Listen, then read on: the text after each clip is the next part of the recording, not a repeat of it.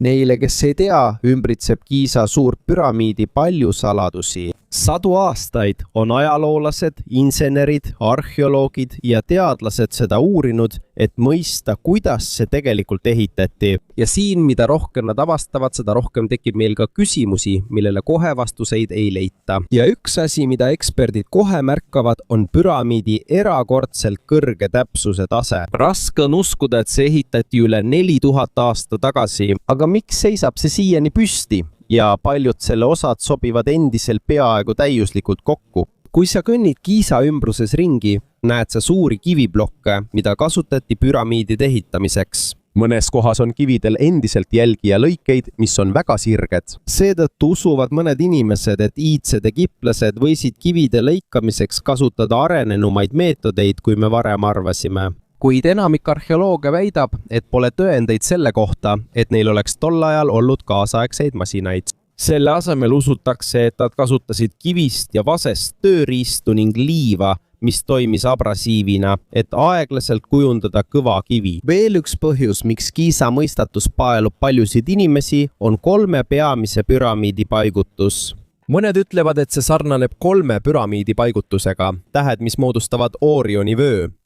Lisaks ei seisne Giza ainult 3 suures püramiidis. Kogu piirkonnas on veel väiksemaid püramiide, templeid, käike, ruume ja maa-aluseid ehitisi, mis näitavad, kui ulatuslik oli projekt, mille iidsed egiptlased ellu viisid. Üks selle koha kõige erilisemaid osi on niinimetatud Osirise šaht. See on sügav maa-alune ehitis, mis avastati suure püramiidi lähedalt. Selle sees on kivisse raiutud ruumid, käigud ja suur graniidist sarkofaag ehk kivikirst. Veelgi muljetavaldavam on selle asukoht. See asub maa sügavas osas. Seetõttu on loomulik küsida, kuidas nad suutsid sinna alla viia nii raskeid kiviblokke. Seda uurivad siiani veel eksperdid, kuid paljud arvates kasutasid iidsed egiptlased rampide, köite, puidust tõmbevahendite ja tuhandete tööliste kombinatsiooni, et hiiglaslikud kivid õigesse kohta paigutada. Seal on ka Osirise šahti osa, Osirise šaht, mille ümber on vesi keskmises ruumis. Seetõttu usuvad mõned uurijad, et see võib olla seotud iidse vee voolamise süsteemiga, kuid tänaseni pole piisavalt tõendeid, et kinnitada, kuidas see täpselt iidsetel aegadel töötas. Aja jooksul on üha enam tõestatud, et iidsed egiptlased omasid muljetavaldavaid teadmisi inseneriteaduses, matemaatikas ja planeerimises. Suure püramiidi ehitamine polnud sugugi lihtne projekt. See oli tohutu operatsioon, mis nõudis organiseeritust, distsipliini ja väga täpseid arvutusi. Tegelikult võib suure püramiidi tõeline mõistatus olla hoopis selles, kas neil oli mingi salajane tehnoloogia. Veelgi muljetavaldavam on see, kuidas nad suutsid ehitada ühe ajaloo suurima ehitise, kasutades vaid tolle aja tööriistu ja vahendeid. Nüüd liigume edasi põhiteema juurde. Mis on siis püramiidide saladus, mida isegi kõige targemad veel täielikult ei mõista? Ja seda me hakkamegi uurima. Aga enne kui me arutelu alustame, palun pane sellele videole üks meeldib ja telli ka meie kanal. See on meile sisuloojatele väga suureks abiks. Nii et alustame nüüd. See on Saqqara Serapeum. Esmapilgul näeb see välja nagu lihtsalt rida maa-aluseid tunneleid kõrbe all. Aga kui sa sinna sisse lähed, näed mõningaid suurimaid graniitblokke, mis kogu Egiptusest leitud. Iga üks neist kastidest on tohutult suur. Mõned neist kaaluvad koos kaanega umbes 70 tonni. Ja mis veelgi muljetavaldavam, enamik neist on välja raiutud ühest hiiglaslikust graniitblokist. See ei ole tavaline kivi. Graniit on üks looduse kõvemaid kivimitüüpe. Isegi tänapäeval on vaja spetsiaalseid seadmeid, et seda korralikult lõigata ja vormida. Seetõttu imetlevad paljud inimesed nende plokkide valmistamise kvaliteeti. Kui vaadata nende servi ja pindu, on näha, et need on väga ühtlaselt vormitud. Nurkad on peaaegu täpselt ruudukujulised ja kastide seinad on peaaegu sama paksusega. Siit algasid paljud arutelud. On inimesi, kes usuvad, et nende kastide valmistamisel kasutatud tehnoloogia oli arenenum kui see, mida tavaliselt ajaloos õpetatakse. Mõned ütlevad, et võib-olla olid iidsetel egiptlastel erilised tööriistad, mida me veel täielikult ei mõista. kuid enamik arheoloogia ütleb, et seni pole leitud tõendeid moodsate masinate või arenenud tööriistade kohta Egiptuses tol ajal. Selle asemel usuvad nad, et need kastid on pikaajalise harjutamise, kiviraie kunstioskuse ja tohutu tööjõu tulemus. Teisisõnu, pole vaja mingit salajast tehnoloogiat, et saavutada muljetavaldavaid tulemusi. Mõnikord piisab tuhandetest osavatest töölistest ja aastate pikkusest tehnoloogiast. Teine mõistatus on nende graniitkastide tegelik otstarve. Peavoolu arheoloogia järgi tehti need pühade abishärgade viimseks puhkepaigaks. See on teatud tüüpi püha härg, mis oli oluline Vana-Egiptuse usundis. Kuid mõned kriitikud küsivad, miks oli vaja teha kastid nii suured ja täpsed, kui neid kasutati vaid matmiseks. Siiani käivad selle üle arutelud. Üks asi, mida Serapeumi külastajad sageli märkavad, on kambrites kostev kummaline heli. Kui sa räägid mõnest tunneli osas, tundub, et kaja on seal tugevam ja kestab kauem. Kuid ekspertide sõnul on see normaalne nähtus suletud ruumides, mis on ehitatud kõvast kivist nagu graniit. See ei ole tõend mingist kadunud tehnoloogiast, kuid see on üks põhjusi, miks see koht tundub eriline. Peale kastide endi tekib sageli veel üks küsimus. Kuidas nad need maa alla said? Serapeumi tunnelid on kitsad võrreldes mõne graniitkasti suurusega. Seetõttu uurivad teadlased siiani, millist täpset meetodit kasutati nende kastide karjäärist praegusesse asukohta toimetamiseks. Ja samal ajal, kui Serapeumi üle vaieldakse, pöördub paljude tähelepanu tagasi Egiptuse kõige kuulsama ehitise Giza suure püramiidi poole. Üks selle muljetavaldavamaid omadusi on selle orientatsioon. Püramiidi 4 külge on peaaegu täpselt suunatud põhja, lõuna, ida ja lääne poole. 4 maailma põhisuunale. Põhja, lõuna, ida ja lääne poole. Aastaid on teadlased ja insenerid imetlenud, kuidas iidsetel egiptlastel õnnestus see saavutada ilma kompassi ja kaasaegsete tööriistadeta. Teadlaste sõnul kasutasid nad tõenäoliselt hoolikat tähtede jälgimist, et määrata õige suund. See on tõestus nende laialdastest teadmistest astronoomias. Ning püramiid ei ole muljetavaldav, vaid väljastpoolt. Selle sees on ruumid, mida uuritakse siiani. Üks kuulsamaid neist on kuningakamber. See ruum on valmistatud suurtest graniitplokkidest ja sellel on erilised akustilised omadused. Kui keegi räägib või teeb ruumis häält, peegelduvad helilained seintelt ja tekitavad tugeva resonantsi. Kuulame seda koos. Seetõttu arvavad mõned inimesed, et selle ruumi disainil võib olla eriline eesmärk. Kuid enamik ekspertidest ütleb, et seni pole ühtegi tõendit, mis kinnitaks, et seda kasutati mõne arenenud tehnoloogia või salapärase energiasüsteemi jaoks. Praegu on kõige kindlam järeldus see. Suur püramiid ja Serapeum on 2 erakordset näidet muistsete egiptlaste oskustest. Meil on endiselt palju teadmata nende täpse tööviisi kohta. Kuid üks asi on selge. 1000 aastad on möödunud, kuid need hämmastavad endiselt insenere, teadlasi ja ajaloolasi üle kogu maailma. Ja võib-olla on see põhjus, miks Egiptuse müsteerium pole tänaseni kadunud, hoolimata kõigest. Ja kui teadlased uurivad püramiidi sisemust, ilmus 20. sajandil veel üks palju vastuolulisem idee. Üks idee, mis väidab, et suur püramiid ei pruukinud olla ainult hauakamber. 1962 aastal avaldas raamatukirjanik nimega Edward Kunkel. Oma raamatus esitas ta kummalise teooria. Tema sõnul võis suur püramiid olla hiiglaslik veepump. Selle teooria kohaselt ei olnud püramiidi sees olevad käigud ja kambrid lihtsalt tavalised läbipääsud. Väidetavalt olid need osa suurest süsteemist, mida kasutati vee liigutamiseks. Esmapilgul tundub see idee nagu ulme ja enamiku egiptoloogide jaoks pole see usutav. Paljud eksperdid ütlevad, et selle teooria toetuseks pole piisavalt tõendeid. On ka mõned insenerid, kes on seda kontseptsiooni uurinud ja öelnud, et seda oleks raske tööle saada raamatus kirjeldatud kujunduse põhjal. Siiski pole mõne uurija huvi selle idee vastu täielikult kadunud. Mõned hakkasid küsima, kui suur püramiid on nii suur, miks kulutati selle ehitamiseks nii palju aega, raha ja jõudu? Peavoolu arheoloogia järgi on vastus seotud religiooni, võimu ja muistsete egiptlaste uskumustega surmajärgse elu kohta. Nende jaoks polnud vaarao tavaline valitseja, ta oli püha isik, kellel oli nende uskumustes tähtis roll. Seetõttu pole ime, et nad olid valmis kulutama tohutult ressursse monumentaalse hauakambri ehitamiseks. Kuid alternatiivsete teooriate pooldajate jaoks pole see seletus endiselt piisav. Seetõttu otsivad nad jätkuvalt püramiidi muid võimalikke kasutusviise. Siin tuleb mängu veel üks salapärane paik Egiptuses, Zawiat el-Aryan. See on arheoloogiline leiukoht, mis asub Giza lähedal. Selles paigas leiti suur auk ja mõned kummalised graniidist struktuurid, mida teadlased on juba pikka aega uurinud. 1900. alguses viis Itaalia arheoloog Alessandro Barsanti seal läbi väljakaevamisi. Kohta kaevates avastas ta suuri graniidiblokke ja muid ebatavalisi struktuure tavapäraste ehitiste seas. Üks huvitavamaid leide oli suur graniidist anum, mis oli väga peenelt valmistatud. Selle tõttu hakkasid ilmuma erinevad oletused selle tõelise otstarbe kohta. Mõned ütlesid, et see oli osa mingist rituaalist. Mõned väitsid, et see on seotud avastamata maa-aluse kompleksiga ja on ka neid, kes püüavad seda ühendada teooriatega, mis on seotud suure püramiidiga.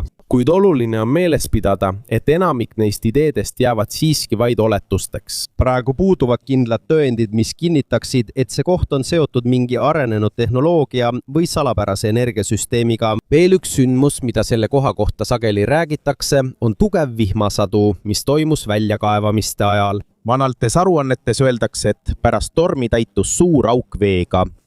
Mõne tunni pärast olevat veetase langenud. Selle tõttu hakkasid mõned inimesed kahtlustama. Võib-olla on maa all peidetud käigud või ruumid. Pinnas, mis imab vett endasse. Kuid tänaseni pole veel selget tõendit, mis kinnitaks, mis selle tegelik põhjus on. Võib-olla on see lihtsalt vee loomulik lekkimine maa all. Võib-olla on kivides praod. Või võib-olla on veel mõni muu seletus, mida pole veel avastatud. Ja siin muutub Egiptuse lugu eriti huvitavaks. Iga lahendatud mõistatuse puhul tekib uus küsimus. Iga uue avastuse korral algab uus arutelu. Sellest hoolimata algas Esimene maailmasõda. Sõja tõttu peatati paljud arheoloogilised projektid Egiptuses ning see paik jäi põhjalikult uurimata. Lugu muutus veelgi salapärasemaks, kui Barsanti suri 1917 aastal. Järgmistel aastakümnetel kadus paljudel uurijatel huvi selle koha vastu, kuid sellega lugu ei lõppenud.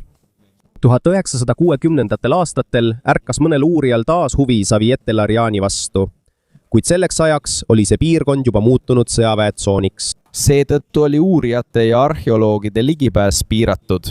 Siiani on selle paiga paljud osad endiselt vähem uuritud kui teised arheoloogilised paigad Egiptuses. On loomulik, et selle tulemusena on tekkinud erinevaid teooriaid. Mõned väidavad, et see koht võib olla seotud suure püramiidiga. On ka neid, kes usuvad, et selle all võib olla peidetud maa-alune kompleks. Praegu jääb enamik neist vaid oletusteks. Nende saladuste kõrval on veel üks vastuoluline küsimus. See idee on viimastel aastakümnetel taas populaarsust kogunud. See on teooria, et suur püramiid ei pruukinud olla ainult hauakamber. On kirjutajaid ja uurijaid, kes on väitnud, et iidsetel aegadel võis sellel olla veel mõni muu otstarve. Üks tuntumaid ideid on niinimetatud veepumba teooria. Selle teooria kohaselt võisid mõned suure püramiidi sees olevad kambrid ja käigud olla osa süsteemist, mis oli seotud vee liikumisega. Kuid peavoolu arheoloogia järgi ei ole selle idee toetuseks veel ühtegi tõendit leitud. Enamik egüptolooge ei tunnista seda samuti.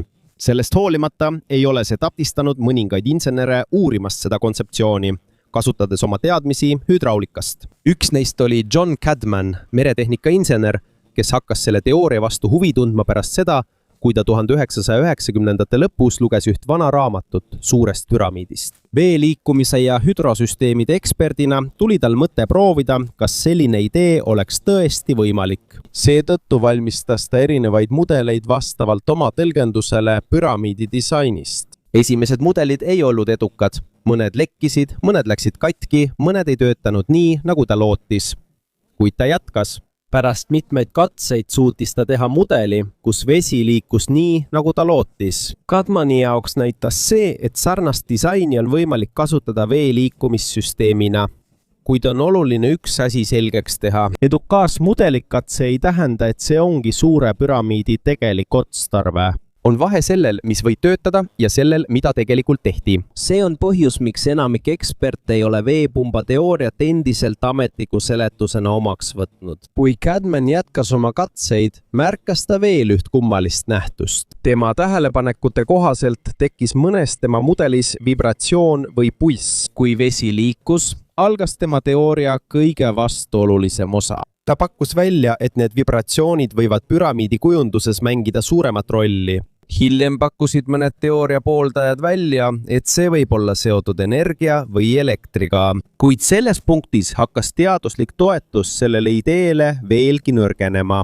Puuduvad arheoloogilised tõendid, mis näitaksid, et suur püramiidi oleks kasutatud elektrijaama või elektrigeneraatorina. Samuti ei ole leitud seadmeid, juhtmeid ega ühtegi tehnoloogiat, mis toetaks sellist järeldust. Seetõttu peavad enamik ajaloolasi ja teadlasi seda vaid spekulatiivseks teooriaks. Siiski on üks põhjus, miks sellest endiselt räägitakse.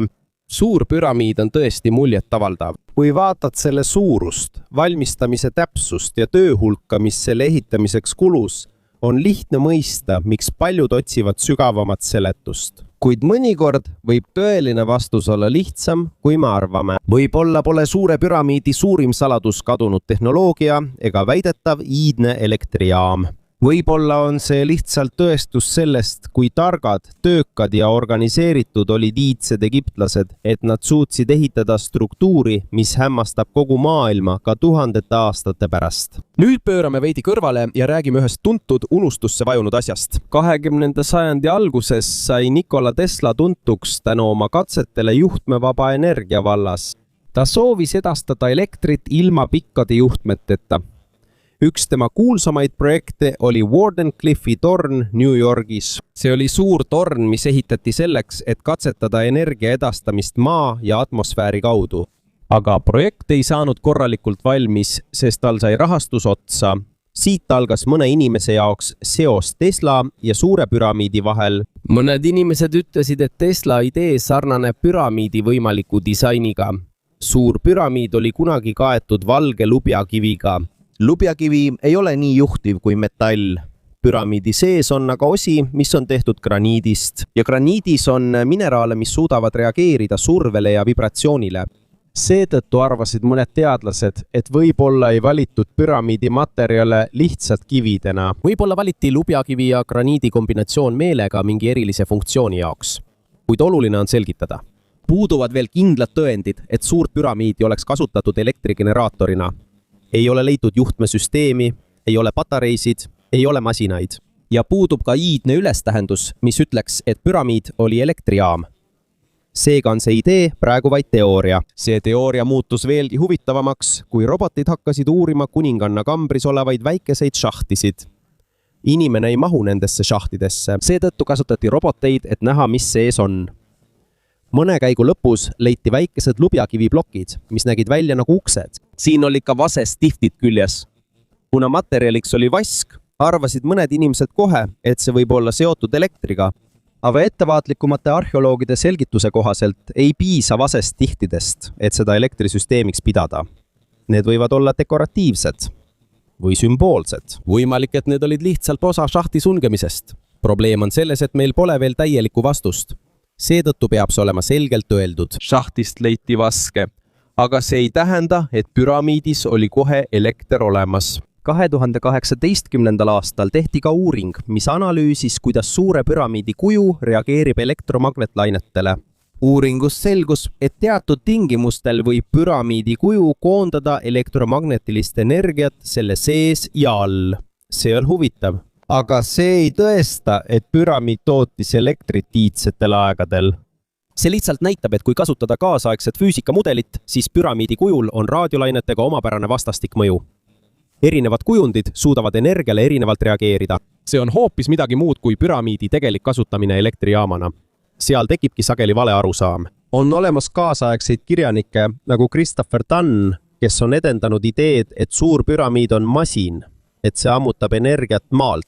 Tema teooria kohaselt võis süsteemi osaks olla keemiline reaktsioon, vibratsioon ja vesinik.